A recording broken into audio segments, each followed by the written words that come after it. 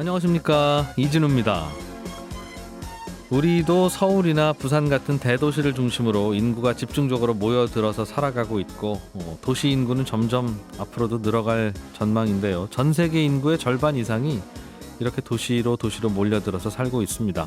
이 때문에 주택 문제, 교통 문제, 여러 사회 문제 등 많은 고민거리들이 또 생기기는 하는데, 가만히 생각해보면 좀 흩어져서 살면 이렇게 많은 고민을 하지 않아도 될 텐데 우리는 왜 자꾸 이렇게 모여서 살려고 할까?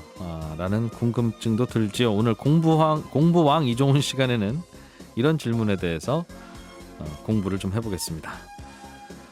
한때 디지털 음원이 등장하고 음원이 불법 유통되면서 음악 산업의 침체로 이어졌었는데, 최근에는 인공지능이 음악 시장에 진출해서 작곡이나 작사를 해주기도 하고 음악 산업을 부활시키는 천병이 되고 있습니다. 오늘 트렌드 리포트 시간에는 인공지능 AI를 도입하는 음악 시장에 대해서 살펴보겠습니다. 손에 잡히는 경제 플러스 광고 듣고 시작합니다. 물리학에는 엔트로피 증가의 법칙이라는 게 있어서 세상 모든 만사를 가만히 놔두면 다 자연스럽게 흩어진다는 게 일반적인 원칙이자 법칙입니다. 우리도 집에 먼지들을 가만히 두면 여기저기 다 흩어져 있잖아요. 그런데 왜 사람들은 자꾸 점점 더 도시로 몰려서 집중해서 살려고 할까? 이게 답을 알 것 같으면서도 또 잘 모르겠고 중요한 질문이기도 하고 합니다. 오늘 공부왕 이종훈 시간에 이 얘기 좀 해보죠. 이종훈 작가님 나오셨습니다. 어서 오세요. 안녕하세요. 사람들은 왜 도시로 몰리느냐? 네, 이건 그죠? 사실 지난번에 이제 박정호 교수가 역시나 박정호에서 네. 빈집 문제 이야기하면서 잠깐 언급을 했는데 그 설명으로 좀 충분한 것 같지 않고 그리고 또 작년 11월 29일에 통계청이 인구주택 총조사 표본 집계 결과를 발표를 했는데, 제가 이 기사를 보고 좀 했던 게 뭐냐면 그 수도권의 전입 인구, 그러니까 지난해 기준으로 해서 수도권 전입 인구가 늘어났다. 예. 근데 이게 2015년 통계 조사 이후 처음이다. 그런 얘기예요. 그러니까 2015년부터는 쭉 빠지다가 이제 작년, 재작년부터 계속 늘어나고 있다. 이렇게 이야기를 하고 있는데 왜 이런 현상이 벌어지지? 그러니까 수도권으로 이제 사람들이 다시 계속적으로 몰려드는 그런 현상으로 지금 역전된 건데, 네.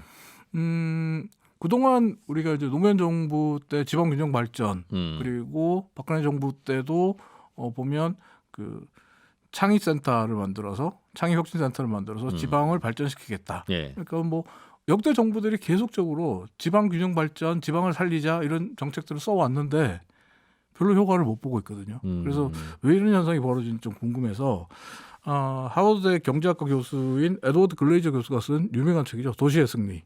이 책과 그리고 부산대학교 이근재 교수 등이 쓴 수위도시 집중과 경제성장 이런 논문, 그리고 수위도시 집중. 예, 수위도시 1위 도시, 1, 2위. 예. 그러니까 상위권 도시. 그리고 서울시립대 도시공학과의 항자훈 교수 등이 쓴 도시 내 스타트업의 공간 분포와 집접, 뭐 이런 논문들을 좀 읽으면서 좀 이해를 하려고 했습니다. 그러게요. 그게 처음에는 몰리다가도 네. 몰리면 또 부작용이 많잖아요. 복잡거리고 싫고, 그러다 보면 또 자연스럽게 흩어지기도 하고. 네.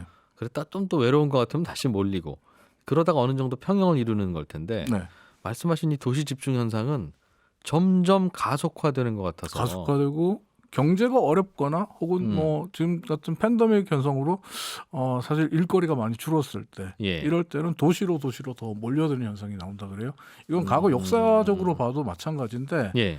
우리가 이제 흔히 보면 이제 그 과거에 유럽이나 아니면 미국에 보면 대도시에 빈민들이 굉장히 많았잖아요. 슬럼이라고 하죠. 네, 슬럼가가 많고 빈민들이 많고, 그래서 도시는 가난한 사람이 너무 많고 슬럼가도 많아서 위험한 곳이야. 네. 이런 인식들이 있었는데, 에드워드 글레이저 교수 같은 경우는 그런 슬럼가가 형성되고 빈민들이 많아지는 거는 그 사람들이 도시로 몰려오기 때문이다. 즉 도시가 가난한 사람들을 만드는 게 아니라 도시에는 가난한 사람들이 모여든다. 그 이유는 그분들 입장에서는 그나마 도시가 먹거리가 가장 나은 대안이니까 살 수 있다는 거죠. 그러니까 그 영국의 예를 든다면 100년 전, 200년 전 영국 같은 경우에 나이 많고 숙련된 기능공 옆에 있어야 네. 내가 뭐라도 배우고 배우지. 일을 할 수 있다. 예. 라는 생각 때문에 지방에서 런던으로 다 몰려든다는 거예요. 그 설명도 그럴듯하네요. 예. 예. 그러니까 어떻게 보면 도시에는 일자리가 있고 교육이 있기 때문에 사람들이 도시로 몰려들 수밖에 없다는 거죠. 몰려들면 시골에는 일자리도 없고 교육도 더 없을 테니까 네. 역시 또 몰려들게 되고. 그렇죠. 지금 얼마 전에 이제 나온 그 보고서 하나를 보니까 2046년이 되면 예. 우리나라의 지방에 있는 대학교 50% 이상이 소멸될 거다. 그런 학생 보고서 없어서. 예. 학생도 없고 경쟁력을 상실해서 그러니까 서울과 수도권 인근에 있는 대학들은 경쟁력을 갖추고 점점 살아남을 수 있지만 네. 나머지 대학들 충청권 이남 대학들은 서울과 거리가 멀다는 이유만으로 안 소멸될 될 가능성이 것이다. 있다. 아마 학생이 아예 없지 않겠으나 일정 대학이 규모 이하의 학생 재정 유지가 가지고는 안 된다는 되죠. 거죠. 네, 재정 유지가 안 된다는 거죠. 그래서 그러다 보면 또 당연히 또 도시로 더 몰려들게 될 네. 거고. 근데 이제 도시로 사람들이 몰리는 이유 중에 이제 일자리와 교육이 있는데 여기 또 한 가지가 더 있습니다. 그 한 가지가 바로 도시에는 사람이 있다는 거예요.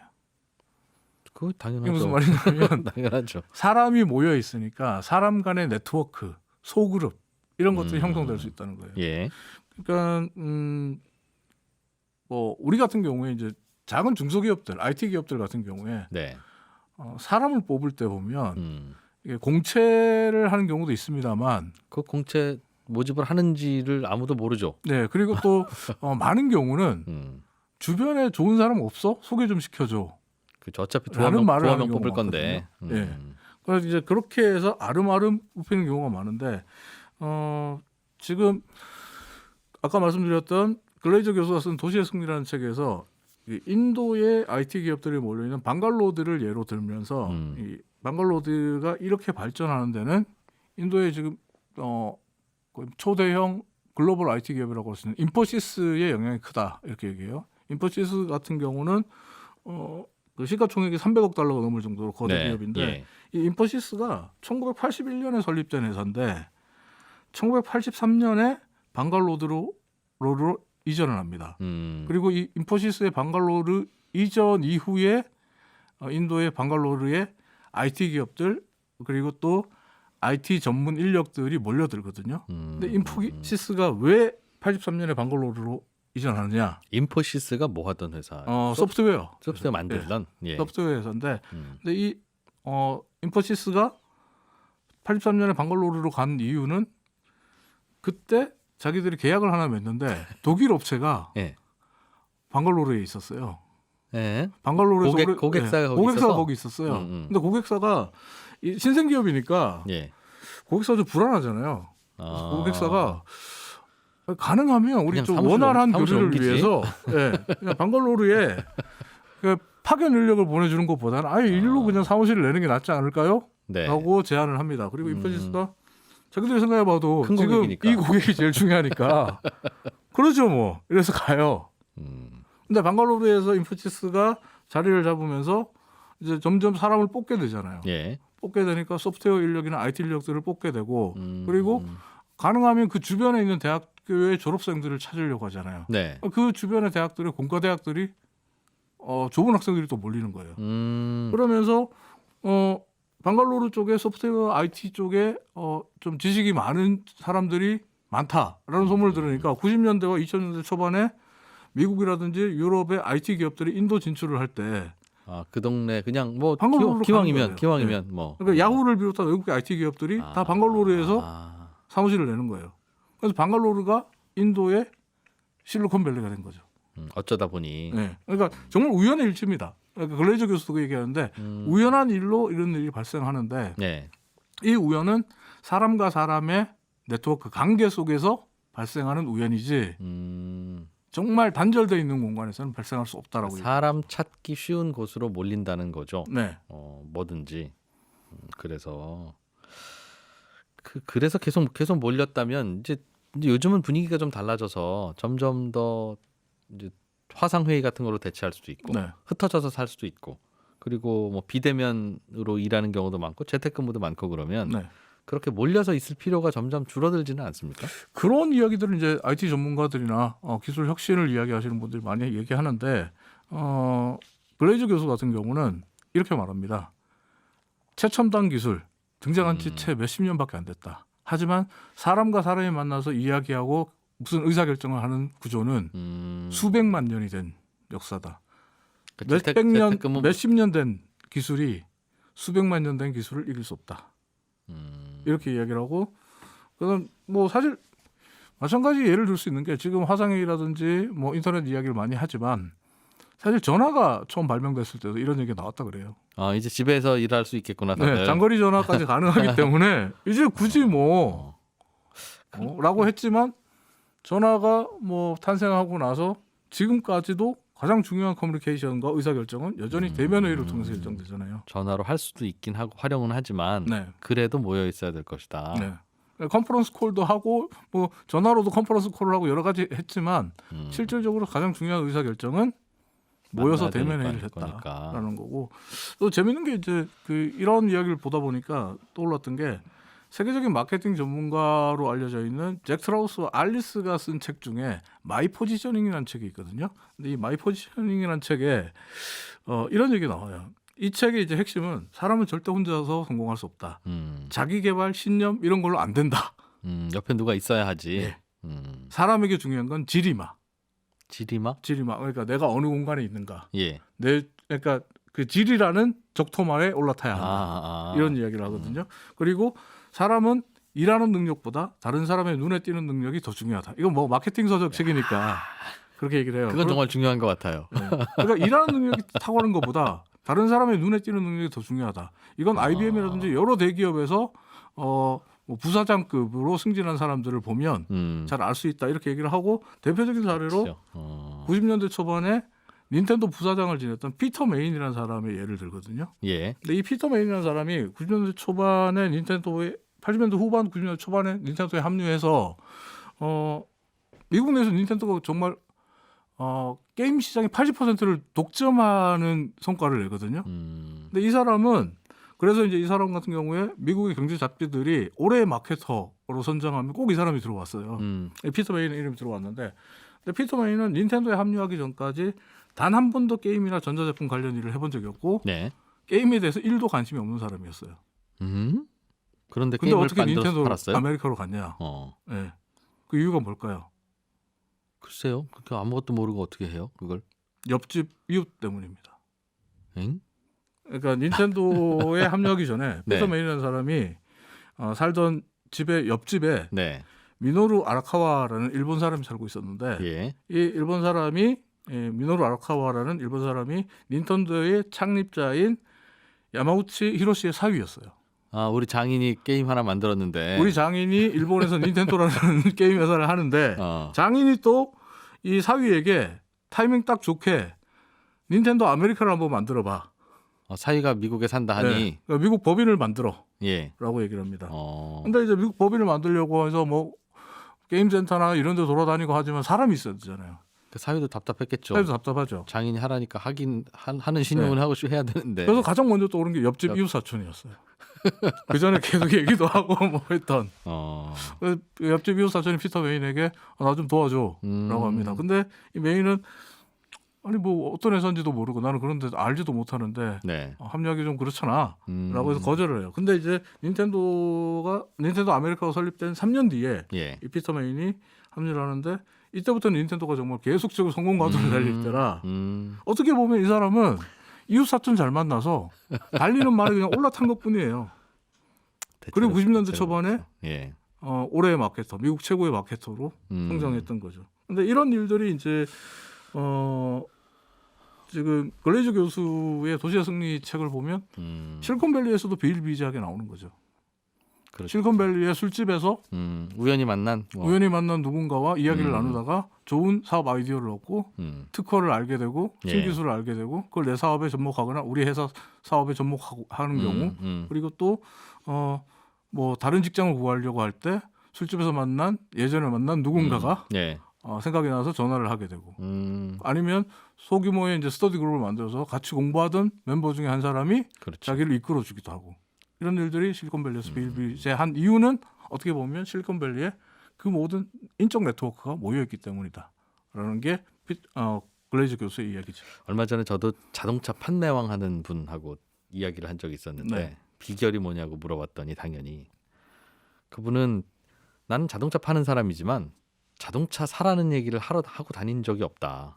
그냥 고객이 될 만한 사람 옆에 그분 표현으로 자주 얼쩡거린다. 네. 그러니까 내가 자동차 판매원이라는 건 알지만 지나가다가 여기서 냅킨 주는데 2개 줘서 하나 가지러 드리러 왔어요. 물티슈를 쓰세요 하고 가고. 네. 그러니까 그분이 언젠가는 차를 살 때 누구한테 전화해야 되지라고 할 때 그냥 나를 떠올리기만 하면 되는 거라서 차를 사세요 마세요 뭐 저 좀 도와주세요 내지는 뭐 아무 얘기할 필요가 없다. 네. 다만 아주 가까운 곳에 언제든지 편하게 전화할 수 있는 딱 그 위치.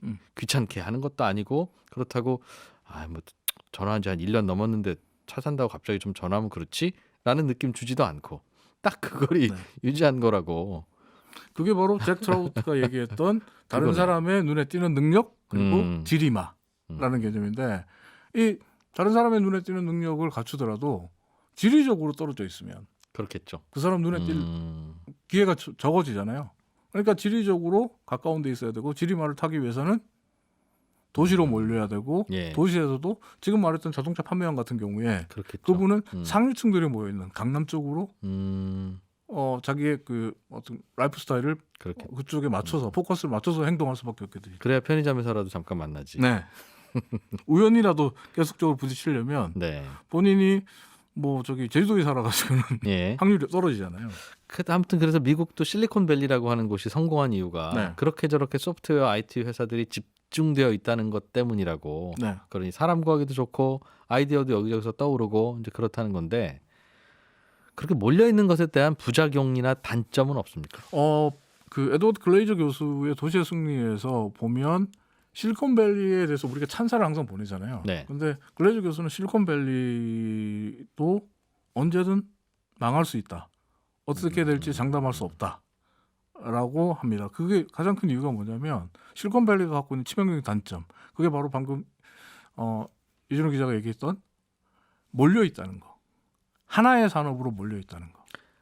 몰려 있는 거 자체가 문제는 아닌데 한 산업 IT와 소프트웨어만 IT와 하니까 반도체, 소프트웨어 같은 하나의 산업으로 몰려 있다는 거. 그 산업 자체가 흔들리면 문제다. 그렇죠. 통으로 문제다. 그러면서 그 대표적인 그 역사례로 디트로이트를 들거든요. 자동차. 디트로이트 같은 경우에 뭐 헨리 포드의 자동차 생산 이후에 사실은 뭐 승승장구하던 도시고 미국 내 최고의 산업 도시였죠. 근데 지금은 러스트벨트의 대표적인 산업 도시잖아요. 하나에만 몰빵하니까. 네. 근데 이 디트로이트가 몰락한 이유가 1970년대에 오일 쇼크가 발생하면서 미국인들이 자동차 기름값에 대한 부담을 느낄 때 물류 혁신이 일어나면서 일제차가 쏟아져 들어오기 시작했죠. 네. 대표적인 뭐 차종으로 이제 혼다 같은 그러니까 뭐 저연비 고효율의 차들이 들어오니까 사람들이 일제차를 사기 시작했고 그리고 유럽차까지 80년대에서 계속적으로 유입되니까 디트로이트에서 생산되는 미국 차들은 계속적으로 몰락하는 분위기가 됐고 공동운명차 산업체가 몰락하면서 디트로이트 산업이 그러니까 그 자동차 산업이 몰락하면서 디트로이트라는 도시 자체가 쇠락하고 몰락하는 길을 걷게 됐다는 거죠. 산업 도시는 그런 부작용은 있다. 네, 근데 이제 또 디트로이트 같은 경우에 흥미로운 게 도시 재건을 위해서 1987년에 무너진 도시를 재건하자라고 하면서 피플 무버라는 이름의 모노레일을 건설해서 디트로이트에. 네. 예. 그래서 도시의 교통 체계와 모든 인프라를 새롭게 바꾸겠다. 그래서 더 많은 사람들이 몰려들게 하겠다. 자동차 도시 말고 그냥 정주 여건이 좋은 도시로. 예. 예. 그렇게 했는데 대재앙이 됐죠. 왜요? 엄청난 손해를 가져오는. 잘 안 모여서. 사람들이 안 타죠. 그렇지. 그런 것. 그러면서 적자 덩어리 재앙이 되고 말았는데 그러면서 이제 글레이저 교수 같은 경우는 도시가 쇠락했을 때 인프라에 돈을 투자하는 건 어리석다라고 얘기를 합니다. 어디에 투자해야 된다는 거예요? 교육시설에 투자하고 오히려 사람에 투자하려고 노력해야 된다.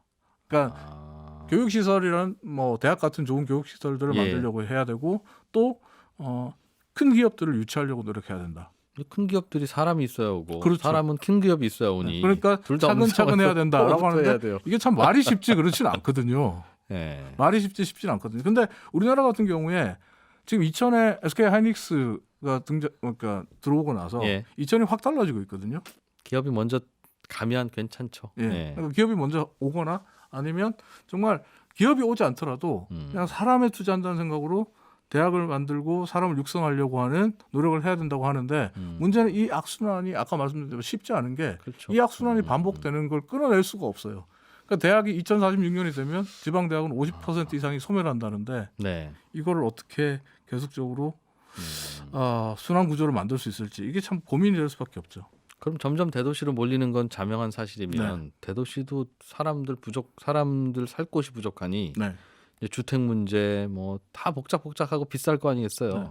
서울이 항상 보면 통계적 예. 조사를 보면 인구 순유출 1위예요. 그 이유가 뭐냐면 집값이 너무 비싸기 때문에. 뭐 근데 이게 그 도시의 승리라는 책에서는 이 문제에 대해서 해결 방법으로 넓히려고 하지 말고 높이를 선택해라라고 합니다.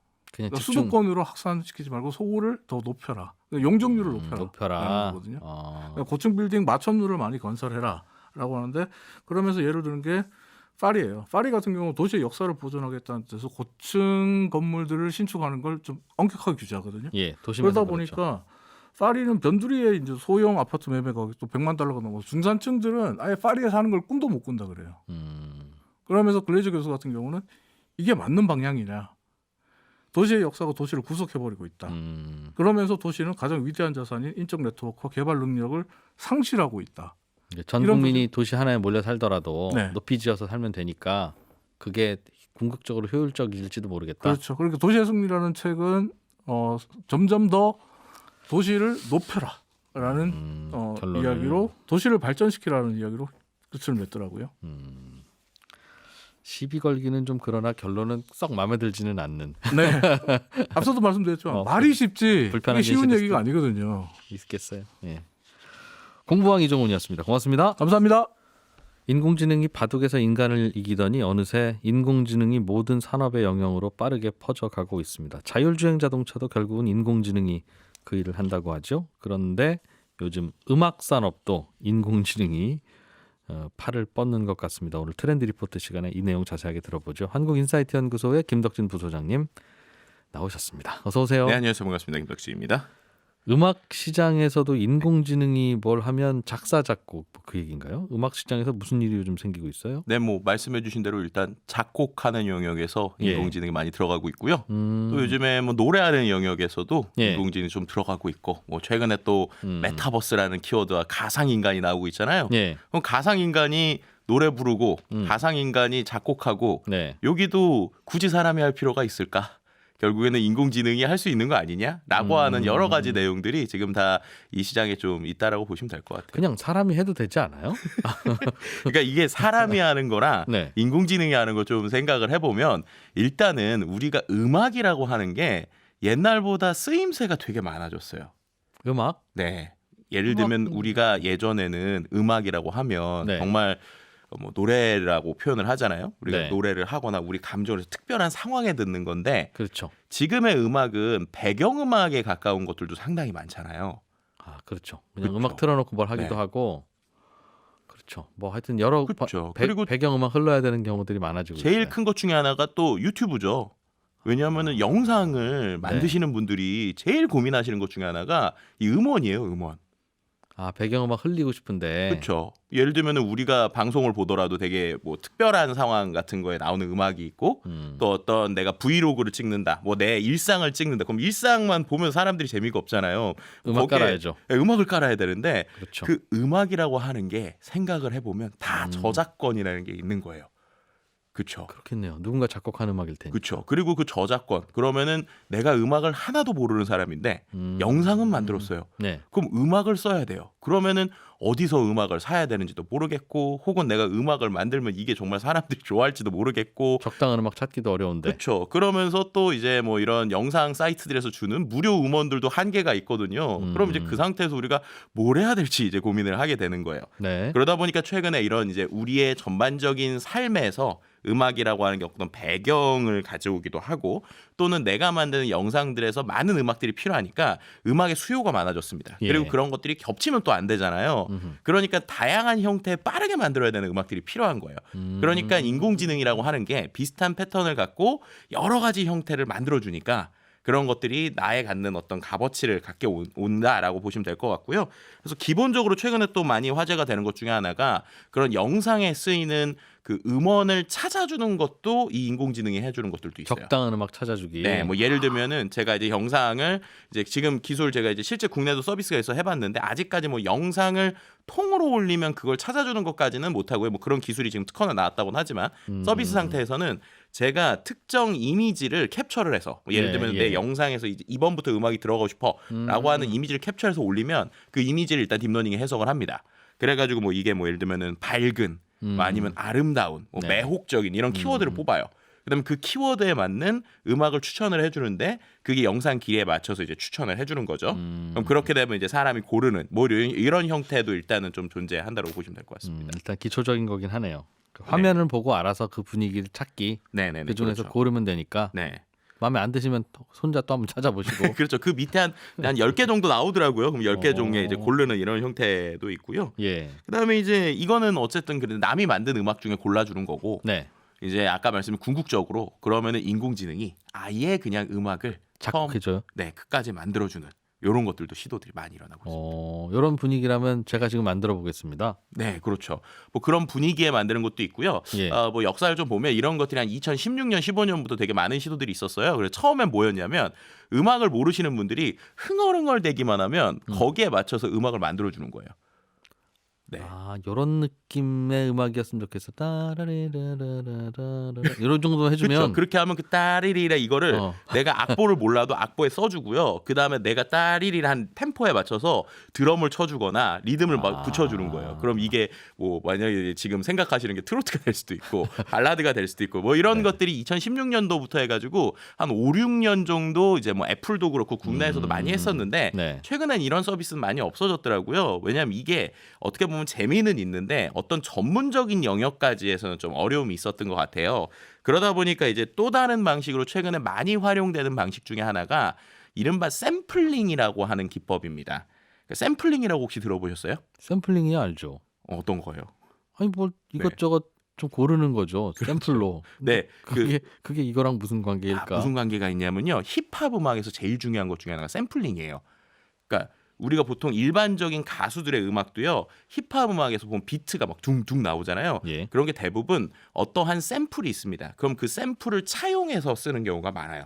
그러니까 이미 힙합의 음악은 내가 처음부터 끝까지 만드는 게 아니라 수많은 비트들을 누군가가 올려놓으면 그것 중에 내가 이 음악에 좋은 것 같아라고 하면 그거를 차용해서 쓸 수 있는 구조가 이미 다 돼 있고요. 그러니까는 샘플링이라고 하는 게 너무나도 익숙하게 이미 음악에 있어요. 근데 이런 게 생각을 해보면 사람이 고르는 거나 오히려 인공지능이 더 수많은 DB를 갖고 있는 상태에서 어떤 상황에 맞는 음악을 추천해 준다고 하면 네. 이거는 오히려 작곡을 할 때 사람이 고를 수 있는 영역보다 훨씬 넓다라고 생각을 할 수 있는 거죠. 이미 만들어 놓은 조각들을 붙여요, 그럼? 그렇죠. 이제 그렇게 붙이는데 그거를 단순히 붙이는 게 아니라 예를 들면 마치 예전에 그 영화 같은 거 보면은 인공지능하고 대화를 하면서 뭔가를 만들잖아요. 네. 그렇게 하면서 뭐 예를 들면 아이언맨이 뭐 자비스한테 자비스 뭐 이런 거 어때? 그럼 얘가 이제 그거에 대한 샘플을 주고 그럼 이제 그걸 듣고 사람이 이거 아닌 것 같아. 다른 거 줘. 뭐 이런 식이잖아요. 그런 거 비슷한 프로세스라고 생각하시면 돼요. 그래서 먼저 예를 들면 그 어떤 코드들을 골라요. 그럼 내가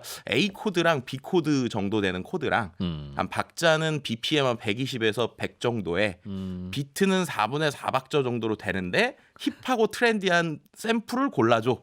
라고 하면 거기에 맞춰서 샘플 리스트가 10개 정도 나오는 거예요. 그럼 그 중에서 제가 고르는 거죠. 이제 그러다 보니까 요즘에 저는 음악을 더 이상 뭔가 새로운 작곡이라기보다 약간 발견에 가깝다고 생각해요.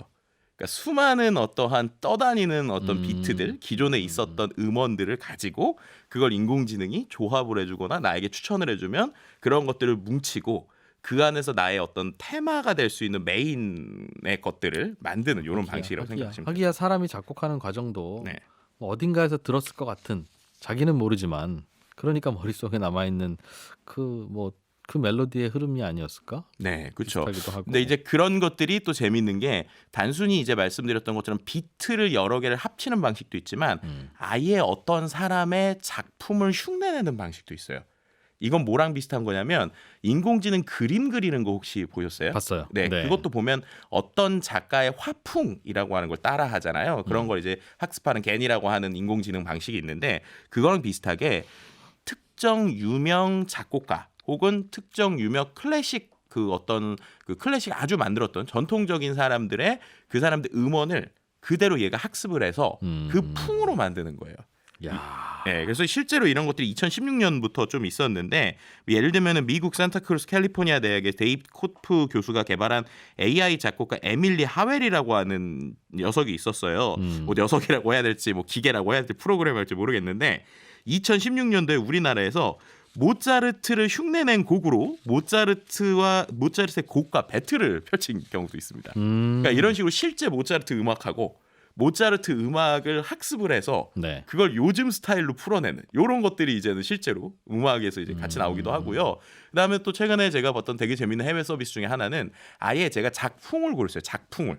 예를 들면은 유명한 뭐 클래식 작곡가들을 이런 한 화면에 쫙 펼쳐놔요. 네. 그다음에 그 사람들을 약간 X, Y 축으로 이렇게 펼쳐놓습니다.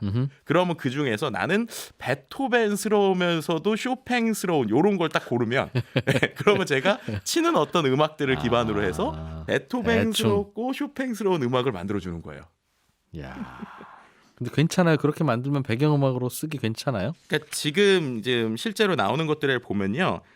배경음악 정도는 괜찮은 것 같아요. 그러니까 배경음악이라는 건 어차피 우리가 음악에 집중을 하지 않으니까. 네. 근데 예를 들면 가수가 부르거나 음원을 오롯이 부르기에는 약간은 좀 한계가 있어요. 이상은 하나. 네. 그 대신 그래서 어떻게 하느냐? 아까 말씀드린 대로 인공지능이 처음부터 끝까지 만드는 게 아니라 인공지능이 처음에 초안을 쉽게 말하면 만들면 그거를 이제 사람이 손을 대면서 정리를 하는 방식이라고 보시면 될 것 같아요. 실제로 그런 방식을 통해 가지고 뭐 여러 가지 음악들이 이미 나오고 있습니다. 뭐 예를 들면 국내에서도 국내 드라마 OST들에서 이런 식의 방식으로 이미 도입이 좀 되기 시작을 해서 뭐 특정 긴장되는 장면들 뭐 이런 장면에 이제 인공지능이 뭐 긴장된 이런 형태로 만들면 그에 따라서 텐션을 막 올려주는 음악이 있는 거예요. 네. 거기서 약간만 이제 작곡가가 손을 대는 거죠. 혹은 이제 국내에서도 실제 AI 창작 동요도 좀 나왔습니다. 그래서 창작 동요, 아이들이 좋아하는 노래 패턴들이 있는데 요즘에 또 그런 그 영상 플랫폼들에 보면은 애들 창작 동요 같은 게 조회수가 엄청 높거든요. 네. 그럼 계속 또 만들 수도 없잖아요. 그러니까 그런 기존의 패턴들을 갖고 학습을 시키고 그걸 갖고 이제 만드는 뭐 이런 방식들도 있고 아예 그 꼭 사람처럼 이름을 붙인 것도 있어요. 가상 작곡가 이봄이라고 그래가지고 이 누구요? 이봄이요, 이봄. 아 이게 실존 인물이 아니라. 네, AI 작곡가인 거죠. 근데 왜 이렇게 이름을 붙였느냐? 되게 많은 지금 작품 활동을 하고 있어요. 그래서 실제로 뭐 국내에서 뭐 남성 듀오의 디지털 싱글 앨범도 내기도 하고 네. 또 뭐 해외에서 뭐 아메리칸 아이돌로 스타덤에 오른 어떤 스타의 그 노래를 뭐 만드는 이러한 인공지능도 있고요. 그래서 이런 인공지능들이 예를 들면은 하루에도 엄청나게 곡들을 많이 만들어내다 보니까 그 만들어내는 곡들이 퀄리티적으로 높진 않더라도 일단 양적으로 많으니까 배경음악 쪽으로 많이 만들 수도 있는 거죠. 예를 들면은 버튼 몇 개 누르면 30초 안에도 뭐 3분짜리 곡이 만들어지기도 하니까 그 정도로 이제 많이 만들고 근데 그 중에서도 괜찮은 게 있다. 그럼 그걸 이제 전문 작곡가들이 손을 대면서 만들면 아주 빠르게 트렌디한 음악이라고 하는 것들을 좀 빠르게 만들어낼 수 있다 보니까 실제로 이런 것들이 좀 최근에 활용되고 있는 뭐 이런 분위기라고 볼 수 있을 것 같습니다. 이 예술의 영역도 정말 이제 인공지능한테 뺏기네요. 그러니까요. 근데 이거를 좀 뺏긴다고 해야 될지 아니면 이걸 통해서 또 새로운 기법이 나온다고 할지 좀 고민을 해봐야 될 것 같아요.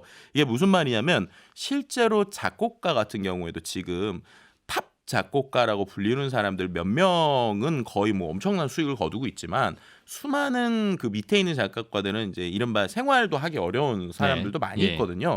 그럼 그런 분들이 또 이러한 패턴을 갖고 새로운 아이디어를 낼 수 있는 기반들이 전 있다고 생각을 해요.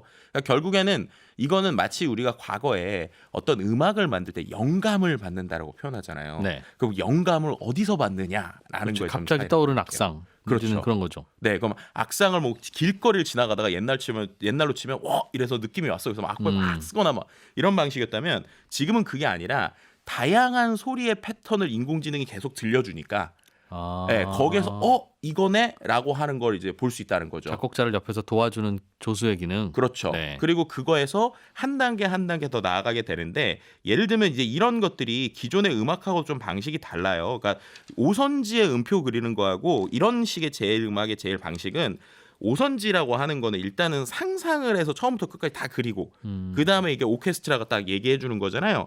근데 이러한 인공지능 방식이나 컴퓨터 방식의 음악은 들어보면서 음악이 계속 만들어지는 거예요. 예. 그러니까 음악 방식 자체가 좀 달라지게 되고 그래서 뭐 유명 작곡가 필립 그레스 같은 경우에도 작곡이라는 게 옛날하고 다르게 음악을 듣는 거다.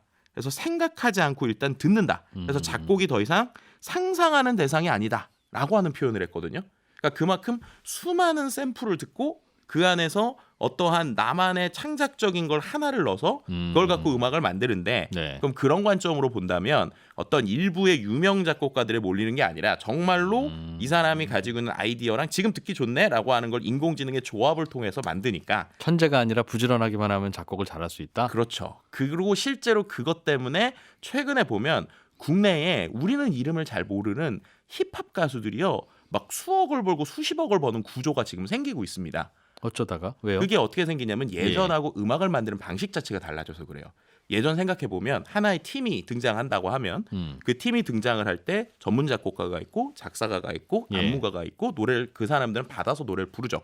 그러면 작곡가 띄워줘야 되고 작사가 띄워줘야 되고 뭐 그렇죠. 네. 그리고 또 그렇게 만들어진 음원이 또 어떻게 돼요? 수많은 악기들을 통해 가지고 녹음이 되고 그럼 예. 그것도 전문 작곡가들이 녹음을 할 거고 예. 그렇게 만든 음원을 또 이제 유통사라고 하는 데를 통해서 건너가게 되잖아요. 예. 근데 최근에 나오는 음악들은 이러한 인공지능 혹은 소프트웨어 그다음에 실제 이런 기법들이 너무 좋아지다 보니까 힙합을 하는 사람들이 대부분 다 정말 전문 작곡가들 몇 분을 빼고는 노트북 한 대로 그냥 모든 걸 해결을 합니다.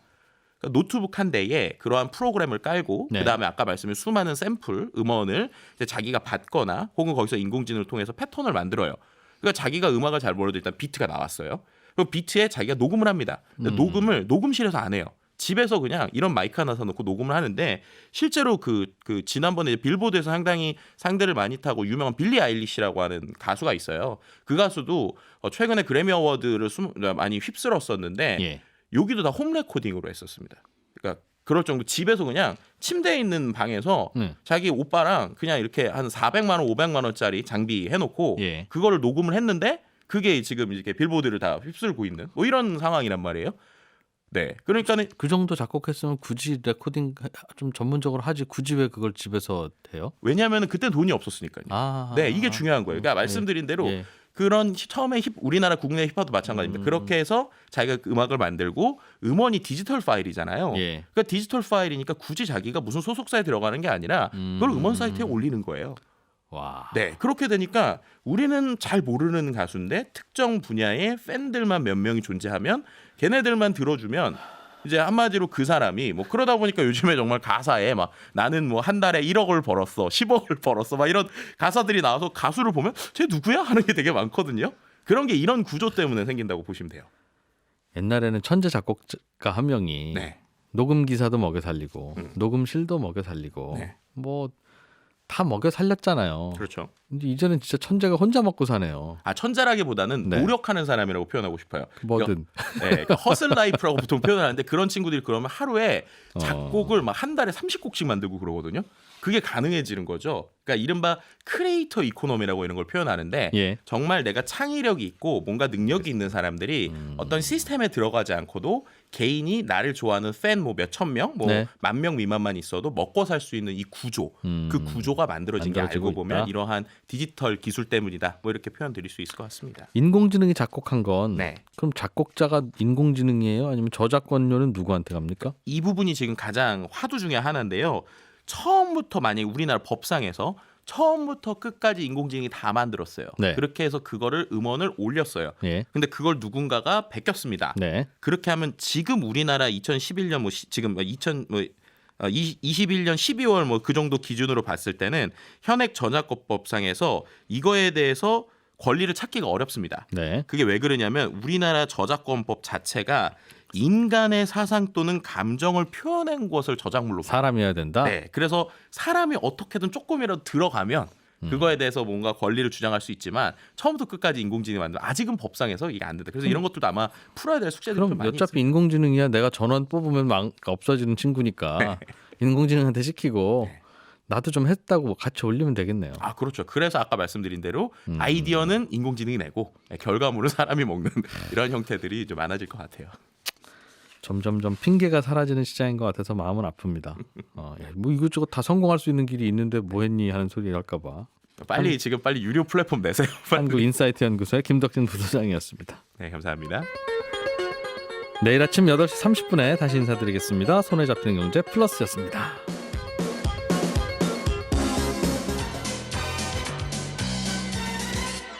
더 깊고 더 재미있는 경제 이야기. 이진우의 손에 잡히는 경제 플러스.